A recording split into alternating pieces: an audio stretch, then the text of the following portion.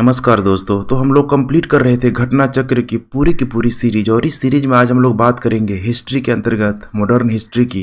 इसमें घटना चक्र की 13 नंबर टॉपिक कांग्रेस में गरम दल और नरम दल। काफ़ी इम्पोर्टेंट टॉपिक है, यहाँ पे संबंधित है इस टॉपिक का कांग्रेस के विभाजन से, उस 1907 ईस्वी में सूरत के विभाजन से। तो आइए हम लोग जानने का प्रयास करते हैं कि यह विभाजन कैसे हुआ, किस प्रकार कांग्रेस गरम दल और नरम दल में बट गया। बेहद ही इंटरेस्टिंग टॉपिक है। चलिए क्लास को शुरू करते हैं, लेकिन शुरू करने से पहले चैनल को सब्सक्राइब जरूर कर लीजिए, क्योंकि आने वाले दिनों में घटना चक्र की एक एक टॉपिक हम लोग पूरा करने वाले हैं, और साथ में यूपीएससी और स्टेट पीसीएस का एक एक लेक्चर भी आप लोगों को प्रोवाइड किया जाएगा। तो कनेक्टिविटी बनाए रखिए और चैनल को सब्सक्राइब जरूर कीजिए। अब आइए सबसे पहले बात करते हैं हम लोग थ्योरी पोर्शन की। उसके तत्पश्चात लगभग आपको 35+ MCQ भी सॉल्व करने का मौका मिलेगा। यहाँ पे देखिए बात की जा रही है कि लोग यहाँ पे जागरूक कैसे हुए। बात की जा रही है यहाँ पे नेशनलिज्म की, कि भारत के लोग इतने व्यापक स्तर पे क्यों सोचने लगे। तो उसमें थोड़ा विदेशी चीज़ों को यहाँ पे भारत में प्रभाव पड़ते हुए आपको दिखाई देगा कि उस समय कुछ बाहरी गतिविधियाँ यहाँ पे क्या क्या हो रही थी। जैसे कि भारत में राष्ट्रीय आंदोलन की दिशा को महात्मा गांधी के पदार्पण के पूर्व इटली अबिसिनिया युद्ध, जिसमें इटली की औपनिवेशिक शक्ति यहाँ पे पराजित हो गई, वर्ल्ड हिस्ट्री में आप लोगों ने पढ़ा भी होगा।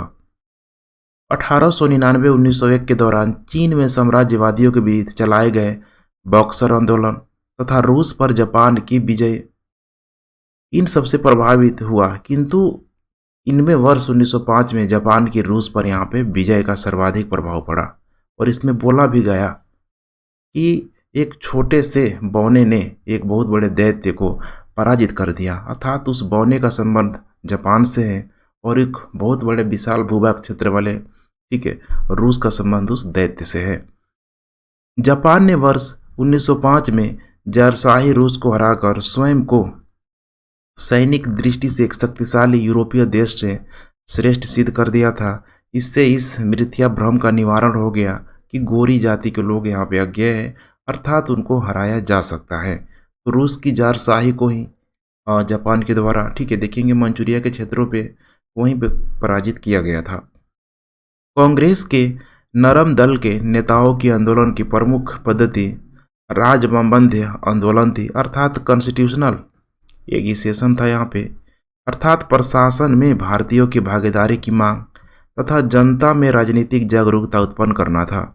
वहीं गरम दल के नेताओं की मुख्य मांगे अनुकूल प्रविघटन पैसिव रेसिस्टेंस पद्धति थी। वर्ष 1907 में कांग्रेस के सूरत अधिवेशन में कांग्रेस नरमपंथी और गरमपंथी दो अलग अलग गुटों में विभक्त हो गई। उदारवादी राजनीति या राजनीतिक भिक्षावृत्ति के युग में अधिकांश नरमपंथी नेता यथा यहाँ पे दादा भाई नौरोजी, फिरोज शाह मेहता, दिनसा वाचा, व्योमेश बनर्जी और सुरेंद्रनाथ बनर्जी आदि शहरी क्षेत्रों से संबंध थे। इस काल में कांग्रेस पर समृद्धशाली मध्यवर्गीय बुद्धिजीवियों का, जिनमें वकील थे, डॉक्टर, इंजीनियर, पत्रकार एवं साहित्यिक व्यक्ति शामिल थे, इनका पूरे तरीके से अधिकार था। तो ऐसा बोला भी गया था कि कांग्रेस का उस समय ग्रामीण एरिया में खासकर गरीब लोगों के बीच उतना प्रचलित उनकी जो विचारधाराएं प्रचलित नहीं थी, क्योंकि इसमें अधिकतर उच्च वर्ग के लोग यहाँ पे शामिल थे। उपाधियां और बड़े बड़े पद इन लोगों के लिए एक आकर्षण रखते थे। कांग्रेस में आने वाले प्रतिनिधि बड़े बड़े नगरों से आते थे तथा जनसाधारण से इनका कोई संपर्क नहीं था। फिरोज शाह मेहता ने स्वयं कहा था कि कांग्रेस की आवाज़ जनता की आवाज़ नहीं है, परंतु उनके साथ रहने वाले अन्य देशवासियों का यह कर्तव्य है कि वे इनकी भावनाओं को समझें और उन्हें व्यक्त करें, उनके उपचार का प्रयत्न करें। गोपाल कृष्ण गोखले उदारवादी खेमे से संबंध थे। तो इसमें देखेंगे एक उदारवादी होते हैं, एक उग्रवादी होते हैं। आप अगर थोड़ा सा इनके कॉन्सेप्ट को अगर देखेंगे तो बिल्कुल जैसे नरम दल गरम दल है, वैसे उदारवादी और उग्रवादी भी है। वह समभाव और मृदु न्यायप्रियता में विश्वास रखते थे। उन्हें पूर्ण विश्वास था, मैंने पूरा विश्वास था कि देश का पुनरुद्धार उत्तेजना के बवंडरों में नहीं हो सकता। वे साधन और साध्य दोनों की पवित्रता में विश्वास करते थे। इन्हीं विचारों से प्रभावित होकर गांधी जी उनके शिष्य बन गए। उन्होंने 1889 के इलाहाबाद कांग्रेस अधिवेशन के मंच से राजनीति में सर्वप्रथम भाग लिया। 1897 में उन्हें और वाचा को भारतीय व्यय के लिए नियुक्ति वेल्बी आयोग के सम्मुख साक्ष्य देने के लिए भी कहा गया। वर्ष 1902 में वह बम्बई संविधान परिषद के लिए और कालांतर में इंपीरियल लेजिस्लेटिव काउंसिल के लिए चुने गए। वर्ष 1906 के बाद भारतीय राजनीति में कांग्रेस के अंदर उग्रवादी दल के उदय के साथ साथ देश में क्रांतिकारी उग्रवादी दल का यहाँ पे आविर्भाव हो गया, अर्थात यहाँ पे आना, उनका उदय हो गया। उग्रवादी विचारधारा के 4 प्रमुख नेता थे, बाल गंगाधर तिलक, लाला लाजपत राय और बिपिन चंद्र पाल तथा अरविंद घोष। इन तीनों को देखिए लाल बाल पाल के नाम से भी जाना गया, तो साथ में अरविंद घोष का नाम मत भूलिएगा। इन नेताओं ने स्वराज प्राप्ति को ही अपना लक्ष्य बनाया। उन्हें उदारवादी नेताओं की तरह संवैधानिक दायरे के अंदर अपनी मांगे मनवाने में इनको विश्वास नहीं था। इनको लगता था कि भाई अंग्रेज इतना उदंड है, रिक्वेस्ट करो बात सुनते ही नहीं है, इनको ठीक है उन्हीं की भाषा में सुनाना पड़ेगा। तिलक ने कहा, हमारा उद्देश्य आत्मनिर्भरता है, उसके बाद भिक्षावृत्ति नहीं है। उन्होंने कांग्रेस पर प्रार्थना, याचना तथा विरोध की राजनीति करने का आरोप लगाया। यही कारण भी देखिए कि बाल गंगाधर तिलक काफ़ी एक अच्छे लीडरशिप का ठीक है भूमिका निभा रहे थे, लेकिन उनको कांग्रेस के सदस्यों के द्वारा उनको कांग्रेस का अध्यक्ष कभी नहीं बनाया गया।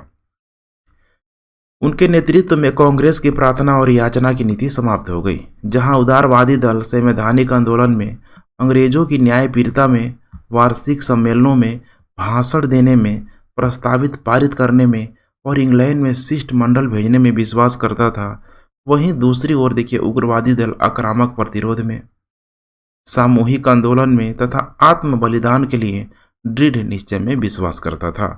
इनके लिए स्वराज का अर्थ था विदेशी नियंत्रण से पूर्ण स्वतंत्रता, जबकि उदारवादी दल के स्वराज का अर्थ साम्राज्य के अंदर यहाँ पे औपनिवेशिक स्वशासन था। लाला लाजपत राय शेर पंजाब के नाम से भी जाने जाते थे। ये भारतीय राष्ट्रीय कांग्रेस में गरम दल के नेता तथा पूरे पंजाब के प्रतिनिधि थे। इन्हें पंजाब केसरी भी कहा जाता है। लाला लाजपत राय, बाल गंगाधर तिलक तथा बिपिन चंद्र पाल को लाल बाल पाल के नाम से भी जाना जाता है।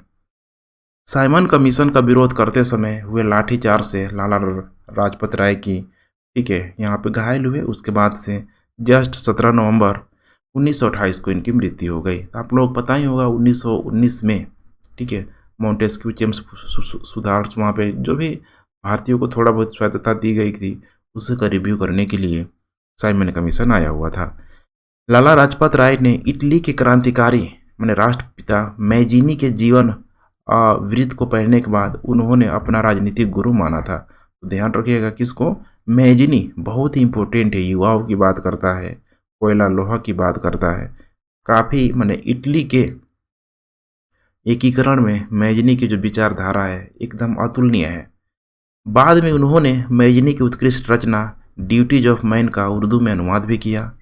बंगाल के विभाजन के विरोध में चलाए गए स्वदेशी आंदोलन के अरविंद घोष प्रमुख नेता थे। इस आंदोलन के अन्य प्रमुख नेता लाला लाजपत राय, बाल गंगाधर तिलक तथा बिपिन चंद्र पाल थे। तिलक सेवा और बलिदान में विश्वास करते थे और उनमें सरकार की सत्ता को चुनौती देने का साहस था। सर वैलेंटाइन सिरोल ने उन्हें भारत में अशांति का जन्मदाता कहा था। बहुत इंपॉर्टेंट नाम है, देखिएगा सर वैलेंटाइन सिरोल इस तरह का स्टेटमेंट यहाँ पे दे देगा कि अशांति को पिता किसके द्वारा बोला गया। बाल गंगाधर तिलक को सजा सुनाए जाने के पश्चात प्रसिद्ध विद्वान मैक्स मुलर ने दया की वकालत करते हुए यह कहा कि संस्कृत के एक विद्वान के रूप में तिलक में मेरी दिलचस्पी है। वर्ष 1908 में बाल गंगाधर तिलक को केसरी में प्रकाशित लेखों के आधार पर राजद्रोह का मुकदमा चलाकर 6 वर्ष के कारागार की सजा देकर यहाँ पे मांडले जेल इनको बर्मा भेज दिया गया था। तिलक को हुई इस सजा के विरोध स्वरूप बम्बई के कपड़ा मिल मजदूरों ने देश में पहली राजनीतिक हड़ताल की थी। मांडले जेल में ही उन्होंने गीता रहस्य नामक पुस्तक लिखी थी। बहुत इंपॉर्टेंट है, ध्यान रखिएगा, गीता रहस्य। तिलक सांप्रदायिकतावादी नहीं थे, वह प्रथम राष्ट्रवादी नेता थे जिन्होंने जनता से निकट का संबंध स्थापित करने का प्रयत्न किया और इस दृष्टि से वे महात्मा गांधी के अग्रगामी थे। इस उद्देश्य से उन्होंने अखाड़े, लाठी क्लब, गो हत्या विरोधी सभाएं स्थापित की। उन्होंने महाराष्ट्र में शिवाजी महोत्सव तथा गणपति पर्व यहाँ पे आरंभ किया ताकि जनता में राष्ट्र सेवा की भावना जागे। बाल गंगाधर तिलक की 1 अगस्त 1920 को हुई मृत्यु के बाद उनकी अर्थी को महात्मा गांधी के साथ मौलाना शौकत अली तथा डॉक्टर सैफुद्दीन किचलू ने यहाँ पे उठाया हुआ था। मौलाना हसरत मोहानी ने उस समय गीता यहाँ पे पढ़ा था। तो ध्यान रखिए 1920 में काफ़ी ही बाल गंगाधर तिलक का नाम ने जितना उनका अगर ठीक है यहाँ पे मैं तारीफ करी हूँ वो कम है। आइए अब कुछ प्रश्नों को सॉल्व करते हैं। पहला है यहाँ पे महात्मा गांधी के पदार्पण से पूर्व भारत में राष्ट्रीय आंदोलन की दिशा को निम्नलिखित में से किन अंतर्राष्ट्रीय घटनाओं ने प्रभावित किया? तो 1898 का अबिसिनिया युद्ध बिल्कुल करेक्ट है। चीन के बॉक्सर आंदोलन ने बिल्कुल करेक्ट है। आयरलैंड के क्रांतिकारी आंदोलन ने ये भी बिल्कुल करेक्ट है। रूस जापान के युद्ध में जापान की विजय ये भी बिल्कुल करेक्ट है। तो यहाँ पे ठीक है करेक्ट ऑप्शन हो जाएगा यहाँ पे सिर्फ और सिर्फ डी। नेक्स्ट, कांग्रेस के नरम दल के नेताओं की आंदोलन की पद्धति थी, किस पद्धति को अपनाते थे? तो राजवंबंध्य ठीक है आंदोलन अर्थात कॉन्स्टिट्यूशनल एगिटेशन जिसको बोला गया। निम्नलिखित में किस आंदोलन के कारण भारतीय राष्ट्रीय कांग्रेस का विभाजन हुआ जिसके परिणाम स्वरूप नरम दल और गरम दल का यहाँ पे उद्भव हुआ? वो था स्वदेशी आंदोलन। ध्यान रखिएगा स्वदेशी आंदोलन माने विदेशी वस्तुओं का बहिष्कार करना। अधिकतम नरमपंथी नेता थे शहरी क्षेत्रों से। ध्यान रखिएगा शहरी क्षेत्रों से। नेक्स्ट, निम्नलिखित में से किसने 1904 से लगातार भारत को ठीक है स्वशासन देने पर यहाँ पे बल दिया था? उनका नाम है दादा भाई नौरोजी। निम्न में से कौन उग्रपंथी नहीं था? गोपाल कृष्ण गोखले। ध्यान रखिएगा गोपाल कृष्ण गोखले जिनको महात्मा गांधी अपने राजनीतिक गुरु मानते थे। इनमें से कौन उग्र राष्ट्रवाद के उल्लेखनीय नेताओं में से नहीं था? तो गोपाल कृष्ण गोखले। निम्नलिखित में से कौन उग्र राष्ट्रवादी नेता नहीं थे? देखिए लाल बाल पाल तो यहाँ पे मौजूद है लेकिन जीके गोखे मैंने गोपाल कृष्ण गोखले। किसने भारतीय राष्ट्रीय कांग्रेस पर प्रार्थना, याचना तथा विरोध की राजनीति करने का आरोप लगाया था? तो बाल गंगाधर ठीक है तिलक ने। किसने भारतीय राष्ट्रीय कांग्रेस के विरुद्ध अनुनय, विनय और विरोध की राजनीति का दोष लगाया था? यहाँ पे हो जाएगा ठीक है बीजी तिलक, बाल गंगाधर तिलक।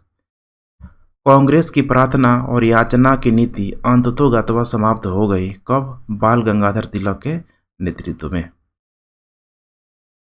भारतीय राष्ट्रीय कांग्रेस को किसने भीख मांगने वाली संस्था यहाँ पे कहा था? ध्यान रखिएगा किसने भीख मांगने वाली संस्था कहा था? बाल गंगाधर तिलक के द्वारा बोला गया। भारतीय राष्ट्रीय आंदोलन गर्मपंथियों के प्रभावाधीन आया कब आया? तो 1906 के ये बाद ही आया।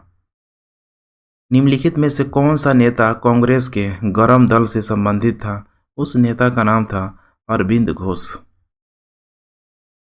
निम्नलिखित में से कौन एक उग्रवादी था? ध्यान रखिएगा कौन एक उग्रवादी था? तो बिपिन चंद्र पाल। राष्ट्रीय आंदोलन में निम्न में से किसको नरम दलीय के तौर पर नहीं जाना जाता था? बाल गंगाधर तिलक को। शेर पंजाब के नाम में से इनमें कौन मशहूर थे? लाला लाजपत राय। निम्नलिखित में से कौन भारतीय राष्ट्रीय कांग्रेस में उदारवादियों से जुड़ा हुआ नहीं था? नाम है यहाँ पे लाला लाजपत राय। निम्न में से किस एक को लाला लाजपत राय ने अपना राजनीतिक गुरु माना था? मैजिनी को। ध्यान रखिएगा वहीं इटली का जो मैजिनी था ठीक है। अब ध्यान रखिए मैजिनी और एक आएगा मेजिनी। मेजिनी जापान का होगा। उन्होंने मैजिनी, गैरिबाल्डी, शिवाजी तथा श्री कृष्ण की जीवनी लिखी। वे अमेरिका में कुछ समय के लिए रहे थे तथा वे केंद्रीय सभा के सदस्य भी निर्वाचित हुए थे। इनका नाम है यहाँ पे लाला लाजपत राय। निम्न में से कौन मध्य मार्गी यहाँ पे नहीं था? बाल गंगाधर तिलक। निम्नलिखित नेताओं में से कौन एक स्वदेशी के समर्थक थे? उनका नाम है यहाँ पे अरविंद घोष। नेक्स्ट, निम्नलिखित में से किसे भारतीय अशांति के जनक के रूप में जाना जाता है? ठीक है, किसे भारतीय अशांति के जनक के रूप में ठीक है माना जाता है? तो यहाँ पे लोकमान्य तिलक है, जो भी लाल बाल पाल, ठीक है, इसमें बाल गंगाधर तिलक, उसके अलावा ठीक है बिपिन चंद्र पाल, लोकमान्य तिलक। ठीक है, बाल गंगाधर तिलक को किसने अशांति का जनक कहा था? देखिए नाम आ गया, ठीक है टाइन सिरोल, वेलेंटाइन सिरोल। किसने कहा था कि तिलक भारतीय अशांति के जनक हैं? वो कहा था वी चिरोल के द्वारा। निम्नलिखित में से किसे भारतीय अशांति का जनक कहा गया है? उसका नाम है बीजी तिलक को। बीजी तिलक को सजा के पश्चात निम्नलिखित में से किसने दया की वकालत की थी और कहा था कि संस्कृत के एक विद्वान के रूप में मेरी दिलचस्पी है? उसका नाम था मैक्स मूलर के द्वारा बोला गया था। नेक्स्ट, बाल गंगाधर तिलक लोकमान्य तिलक के नाम से जाने लगे कब वो जाने लगे? तो यहाँ पे करेक्ट उत्तर हो जाएगा, सरकार ने उन्हें रेड मर्डर केस में जब उनको क्या किया? अभियुक्त किया। ध्यान रखिएगा, रेड मर्डर केस में जब उनको क्या किया गया? अभियुक्त किया गया। 1908 में 6 वर्ष के कारावास की सजा स्वतंत्रता संग्राम के किस उग्रवादी नेता को दी गई थी? उस उग्रवादी नेता का नाम यहाँ पे ठीक है बाल गंगाधर तिलक। अब यही है, अंग्रेजों के नेता अंग्रेजों के नज़र में अगर वो उग्रवादी हैं तो भारतीयों की नज़र में पूरी तरीके से ठीक है आंदोलनकर्ता के रूप में, राष्ट्रहित के रूप में किया जा रहा है। 1908 में बाल गंगाधर तिलक को जेल हुई, ठीक है 6 वर्ष की उम्र में। भारत के स्वतंत्रता आंदोलन मैंने ठीक है जेल हुई, ठीक है 6 वर्ष की उम्र में नहीं, मैंने 6 वर्ष मैंने उनको जेल जो बर्मा उनको भेजा गया। भारत के स्वतंत्रता आंदोलन के प्रारंभिक दौर में उग्रवादी विचारधारा को निम्नलिखित में से कौन सा एक यहाँ पे निरूपित करता है? कौन इसका एक निरूपित करता है? आयातित वस्तुओं पर देशज वस्तुओं को प्रशय देकर देशज वस्तुओं के उत्पादन को बढ़ावा देना। अगर ऐसा होता तो फिर समझते ही नहीं होता। संवैधानिक साधनों एवं याचिकाओं के स्थान पर आक्रामक साधनों से स्वशासन प्राप्त करना। अब यही है, बिल्कुल करेक्ट है, ठीक है बिल्कुल आक्रामक साधनों से स्वशासन को प्राप्त किया। मैंने जबरदस्ती कोई न कोई कानून लगा के बस शासन करना, शासन से बेहतर होगा राज करना। नेक्स्ट 32, भारतीय मुसलमान सामान्य रूप से उग्रवादी आंदोलन की ओर आकर्षित नहीं हुए, इसका कारण क्या था?